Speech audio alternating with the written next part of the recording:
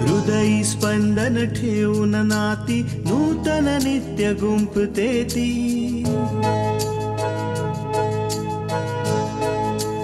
हो हृदयी स्पंदन ठेवून नाती नूतन नित्य गुंफते ती अंगणाची किरणे होऊन घरटे स्वर्णिम करते ती स्मित फुलवून अधरांवरती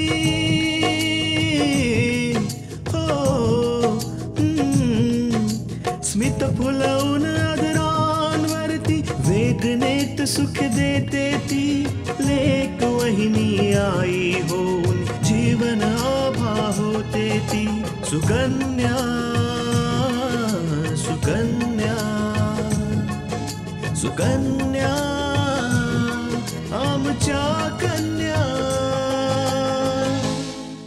आई तुला काय वाटतं की मी एवढी मूर्ख आहे की या बेकार गोष्टींमुळे मी टेन्शन घेईन? मी तर फक्त माझ्या अपूर्वाला घेऊन टेन्शन मध्ये आहे की तो तृष्णाला घेऊन हॉस्पिटलला का गेला. तृष्णा सगळं काही ठीक होईल, तू काळजी करू नकोस. तृष्णा आधी आरामात बस, मग आपण बोलूया. सर तुमचा फोन. Hello hello.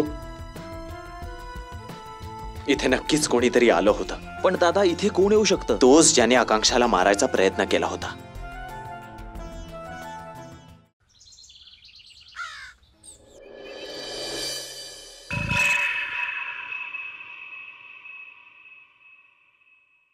लाखन, तुझ्याकडून एक छोटंसं काम सुद्धा होत नाही. गोष्ट तर मोठ्या मोठ्या करतोस. वार्ता मोठा करतो तर काम पण तसेच करतो. पण काय करू? अरे त्या आकांक्षाला मी मारणारच होतो तेव्हा बाहेरून कोणीतरी येण्याचा आवाज आला. आता विचार कर, कोणी पकडलं असतं तर दोघांना पण मार भेटला असता. आता काय विचार केलायस तू? अरे विचार करतोय रे, तू काळजी नको करूस. यावेळी ती नाही वाचणार माझ्या हातून. मला जशी संधी मिळते मी आकांक्षाचा गेमच वाजवणार आहे. लाखन, हे काम झालंच पाहिजे.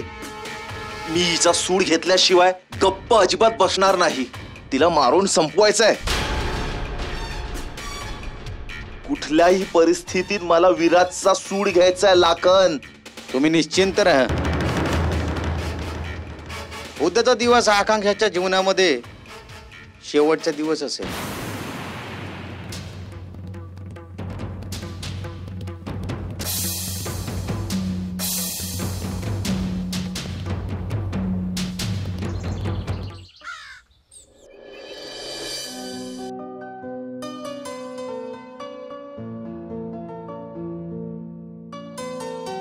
सॉरी अपूर्वा, मला उठायला उशीर झाला. मला लक्षातच आलं नाही माझा डोळा कधी लागला. तृष्णा, तू पूर्ण रात्र झोपली नाहीयेस. खूप मुश्किलीने तुला सकाळी झोप लागली. मग मी तुला कसं काय उठवू? पण तुम्ही मला उठवायला हवं होतं ना. मी सगळ्यांसाठी चहा बनवला असता. अगं तृष्णा, घरात अजून पण व्यक्ती आहेत ना ज्या चहा बनवणार. मी तुला कशाला त्रास देऊ उगाचच?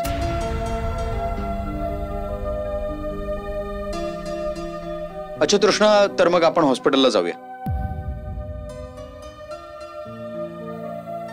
नाही अपूर्वा, मी हॉस्पिटलला नाही जाणार.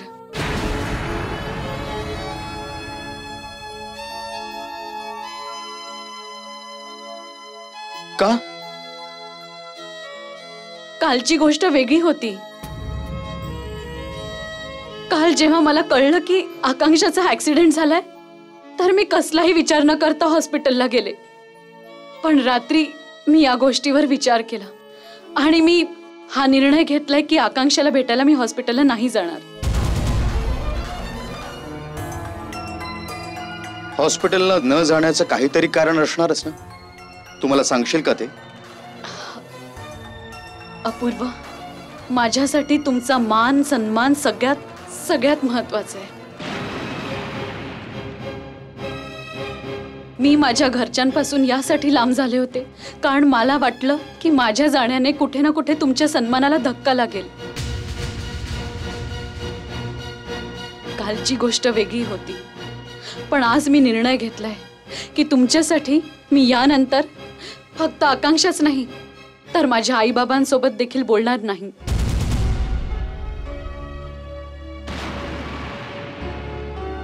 तृष्णा, मला तुला काहीतरी बोलायचंय. बोला ना.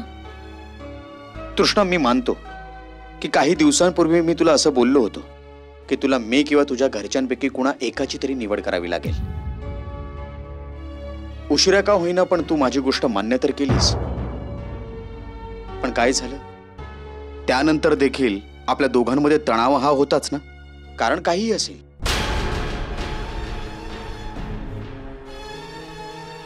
आणि जेव्हा मला समजलं की तू जे काही केलंयस ते स्वतःच्या मनाविरुद्ध केलंयस, कोणी दुसऱ्याच्या सांगण्यावरून केलंयस, तेव्हा तुझ्यासाठी आणि तुझ्या परिवारासाठी माझ्या मनात जेवढी कटुता होती तेवढी दूर झाली. अपूर्व, तुम्ही बरोबर बोलताय.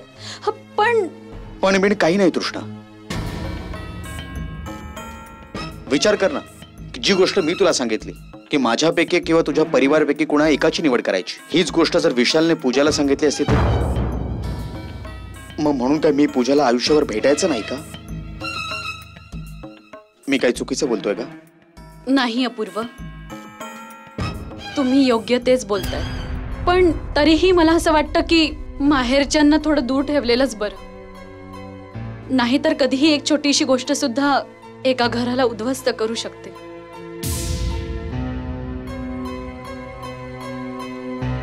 तृष्णा, तुला एक गोष्ट सांगू, मुली जेव्हा सुना बनतात ना तेव्हा त्यांच्यावर आणखीन जबाबदारी वाढते. आणि मला पूर्ण विश्वास आहे त्या दोन्ही जबाबदाऱ्या तू अगदी व्यवस्थितपणे पार पाडतेस. यावेळी तुझ्या घरातल्यांना तुझी खूप जास्त गरज आहे, त्यामुळे आपल्याला त्यांच्यासोबत त्या ठिकाणी असायला हवं.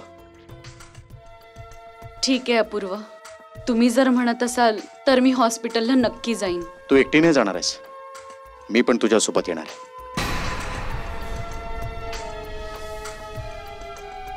कारण जावई या नात्याने माझीही काही कर्तव्य आहेतच. ठीक आहे, चला. ठीक आहे बिंदे, तर आम्ही निघतो. ठीक आहे.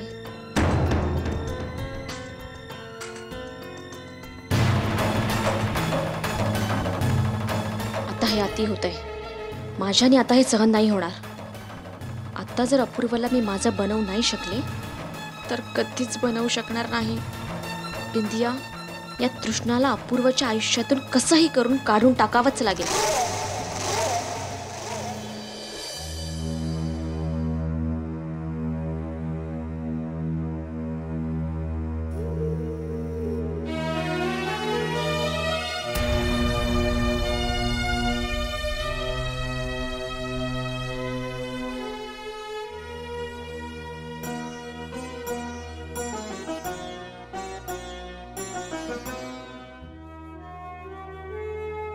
काय माहिती कुणा मेल्याची इतकी दुश्मनी आहे की जो हात धुवून आकांक्षाच्या मागे लागला.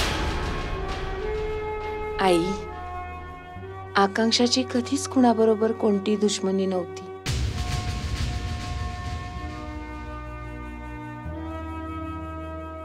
आधीपासूनच तिचं वागणं इतकं चांगलं होतं की दुश्मन सुद्धा दोस्त बनले होते. कदाचित असं असू शकतं की तुम्हाला याची कल्पनाच नसेल.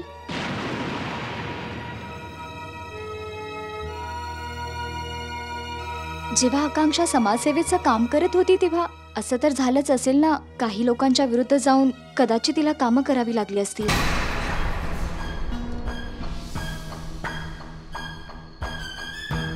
सुकन्या आमच्या कन्या.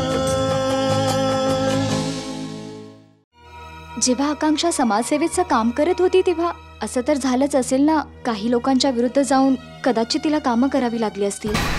याच दरम्यान कदाचित तिचं कोणाशी वाईट जमलं असेल तर. नाही पूजा, जर असं असतं तर आम्हाला ही गोष्ट ठाऊक असते, कारण आकांक्षा आम्हाला छोट्यातली छोटी गोष्टही सांगायची.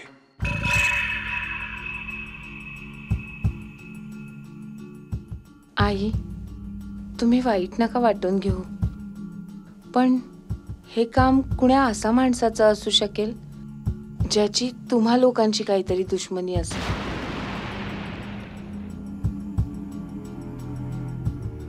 आणि यासाठी त्याने आकांक्षाचा जीव घेण्याचा प्रयत्न केला असेल.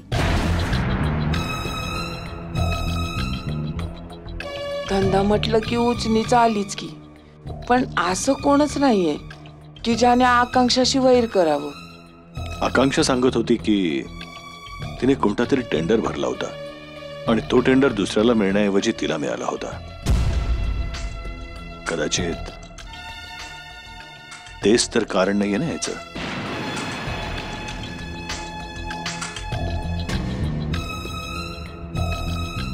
वय ही विचार करण्यासारखी गोष्ट तर आहे. काय ना की अनिल इराज बरोबर फार वाईट पद्धतीत बोलला आणि इराजच्या बाबासनी बी बरंच काही बाई बोलला.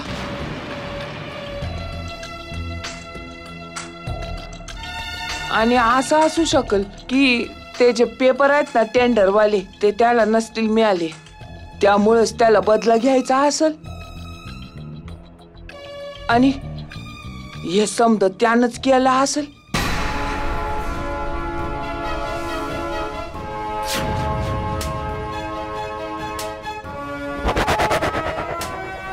विराज, विराज सोडा त्याला. अशा लोकांच्या नादी लागण्यात काहीच अर्थ नाहीये. आजी हे होऊ शकत नाही. हे नक्कीच त्याचंच काम आहे.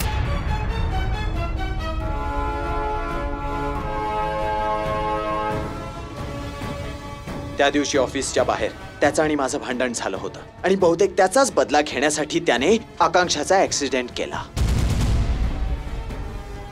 आजी मी त्या अनिलला नाही सोडणार. त्याच्या कर्माची फळं त्याला भोगायलाच हवीत. तुम्ही लोक इथेच थांबा, मी त्याला भेटून येतो. नाही राज, तू तिथं जाण्याचा काय बी फायदा नाही. आणि तू तिथं जाऊन काय करणार? मारशील अनिलला आणि त्याचा फायदा काय आहे? बघ राज, अनिलला तर अशी शिक्षा देणार ना की त्याला समजे पूर्वज आठवतील. समजलास ना?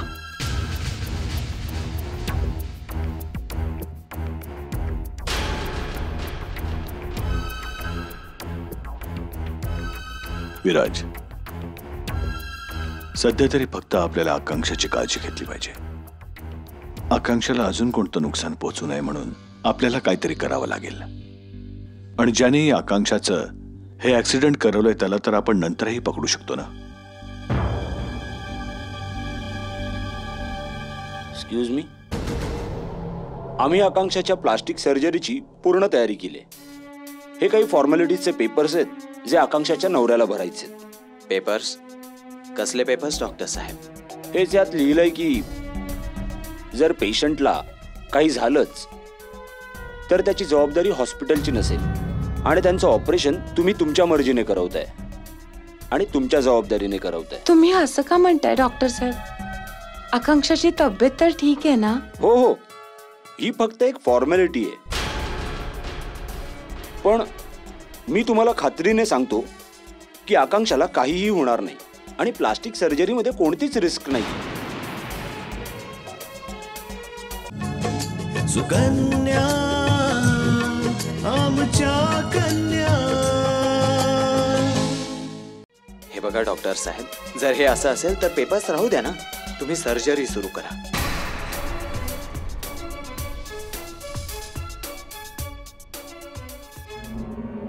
नाही नाही, हा आमच्या हॉस्पिटलचा रूल आहे आणि तो आम्हाला पूर्ण करावाच लागतो. विराज बेटा, घाबरण्यासारखं काही नाहीये. आई भवानीचं नाव घे आणि पेपरवर सही कर. आई भवानी आपल्या आकांक्षाला काही होऊ देणार नाही. इशाल, तू इराज बरोबर जाऊन फॉर्म भर आणि इराज मग सही करल.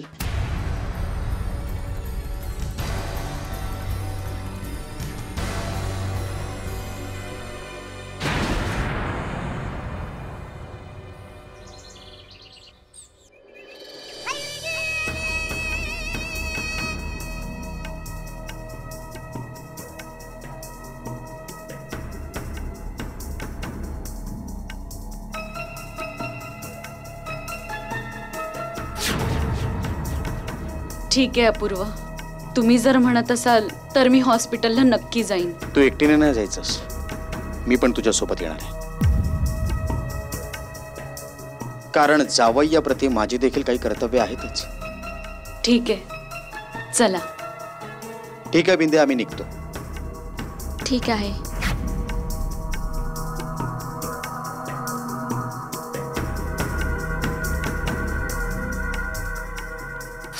आपल्यासोबत एवढंच झालं, पण त्याचा परिणाम तो तुझ्या ना नात्यांवर होऊ दिलास आणि नाही आपल्या घरावर होऊ दिलास. आणि हीच गोष्ट मला तुझी खूप आवडते. अपूर्वा, हे तर माझं कर्तव्य आहे.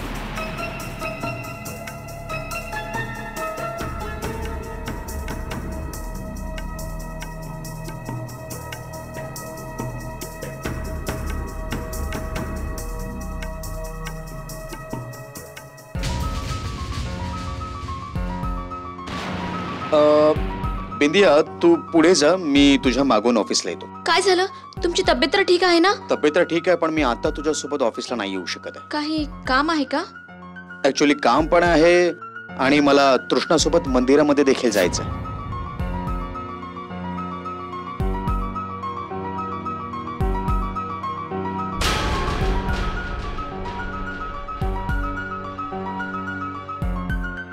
बिंदिया, बिंदिया,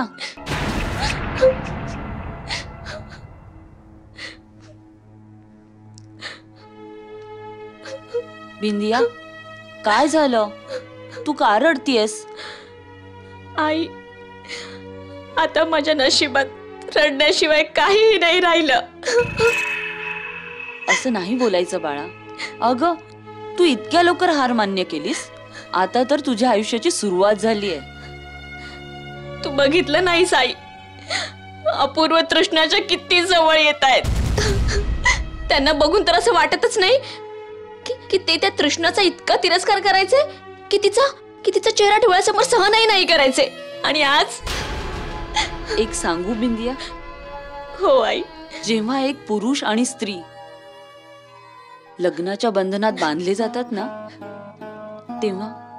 तेव्हा त्यांना दूर करणं इतकं सोपं नसतं. आणि इथे तर गोष्टच निराळी आहे. अपूर्वला तर फक्त एकच गोष्टीचा राग आहे की तृष्णाने त्याच्यापासून कल्याणीच्या काही गोष्टी लपवल्यात ज्या तिने नव्हत्या लपवायला पाहिजे. बस. नाही आई, अपूर्व आणि तृष्णाच्या दुराव्याला फक्त हेच एक कारण नाहीये. आई, अपूर्व तृष्णासोबत खुश नाहीये. कारण त्याच्या आयुष्यात तृष्णासारखी मुलगी नाही तर माझ्यासारखी मुलगी असायला हवी. आई, माझ्यासारखी मुलगी असायला हवी ना. बस, हीच गोष्ट तू अपूर्वच्या मनावर कायमची कोरली पाहिजेस. हे कळतंय का तुला?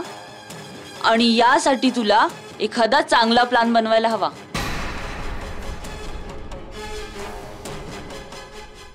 सुकन्या, आमच्या कन्या. आई, आजकाल माझं डोकं तर कामच करत नाहीये. मला काहीच समजत नाहीये की मी काय करावं. आता मला तूच सांग आई, मी काय करू? बिंदिया, मी तुला याआधीही सांगितलं होतं आणि आताही सांगतेय की जोपर्यंत अपूर्व या घरापासून आणि तृष्णापासून काही दिवसांसाठी लांब जात नाही तोपर्यंत तो तुझा कधीच होऊ शकत नाही. कधीच नाही.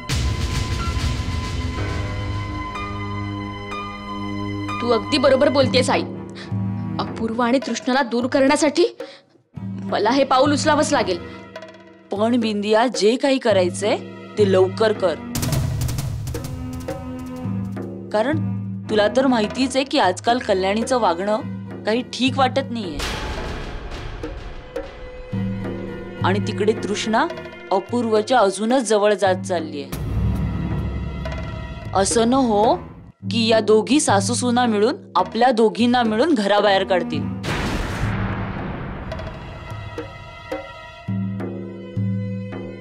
अपूर्व असं नाही करू शकत. मान्य आहे की ते तृष्णाच्या खूप जवळ आले आहेत, पण अपूर्व नक्कीच आजही माझं बोलणं टाळू शकत नाहीत. अपूर्व असं नाही करू शकत. बस आता लवकरच अपूर्वला कुठेतरी बाहेर नेण्याचा प्लॅन कर आणि मग अपूर्वला आपल्या जाळ्यात ओढून घे.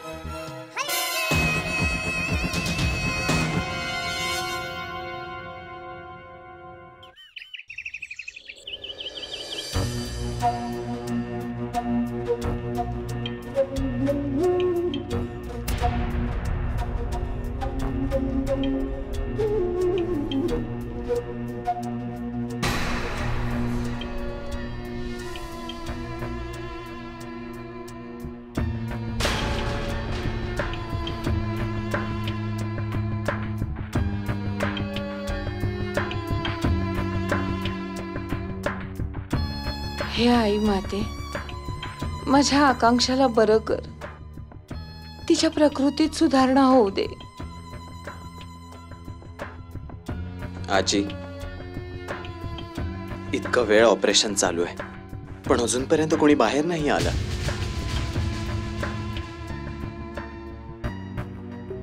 आकांक्षा कशी आहे हे आपल्याला कसं कळणार? जरा धीर धर इराज, समद ठीक होईल.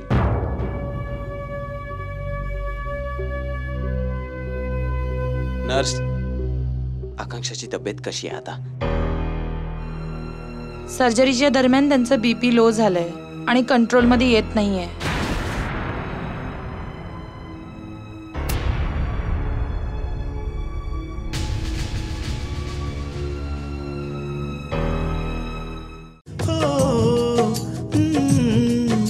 स्मित फुलवून आदरांवरती वेदनेत सुख देते ती लेक वहिनी आई होऊन जीवन आभा होते ती.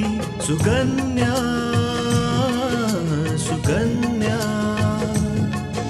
सुकन्या